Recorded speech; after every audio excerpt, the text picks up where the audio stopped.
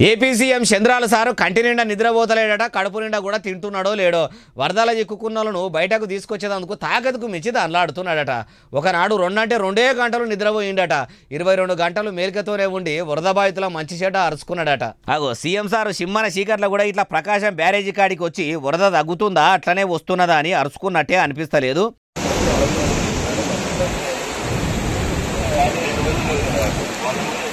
ఇట్లా చంద్రాల సారు దిక్కు మీటింగులు పెట్టి ఆఫీసర్లకు ఆర్డర్లు వేసుకుంటా ప్రజలకు తిప్పలు కాకుండా చూసుకోవాలని విజయవాడలోనే వండుకుంటా ఎప్పటికప్పుడు రాష్ట్రంలో ఏం జరుగుతుంది అని తెలుసుకుంటున్నాడట. ఇప్పటికే సెంట్రల్ సర్కార్తో మాట్లాడి ఇంకా కొంతమంది ఎన్డీఆర్ఎఫ్ బృందాలను పంపమని ప్రధాని మోడీ సార్ను అడిగినట్టే ఉన్నాడు. మోడీ సార్ కూడా బిరానా పంపిస్తామని అన్నాడుగా అవ్వచ్చు. విజయవాడల పబ్లిక్ను కలిసి మా కూటమి ప్రభుత్వం ఏలుబడిలో ఉన్నది కాబట్టి మీరు ఏం పరిశాన్ కాకుండ్రి, మిమ్మల్ని పైలంగా ఉంచే బాధ్యత మాది, ఈ ఒక్క గడియ ఓపిక పట్టుండ్రి, మేము మిమ్మల్ని గడ్డకు చేస్తామా అన్నారట. ఆంధ్రప్రదేశ్ ముఖ్యమంత్రి అయిన చంద్రాల సారు చేస్తున్నట్టే తెలంగాణ ముఖ్యమంత్రి యనుమల రేవంతాల సారు కూడా చేస్తే ఇలా తెలంగాణలో తెలివైన సీఎం రేవంత్ రెడ్డి సారు అని ప్రజలు కూడా జేజేలు కొడుదురుగా అవ్వచ్చు.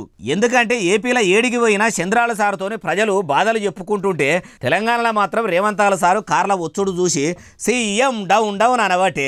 వరదలు వస్తున్నప్పుడు ఏడున్నాడో కానీ ఇప్పుడు అంత అయిపోయినాక పోయి 10,000 సాయం ఇస్తా అనగానే పబ్లిక్ నమ్ముతారా అంటురు ఈ ముచ్చటిన్నోళ్ళు.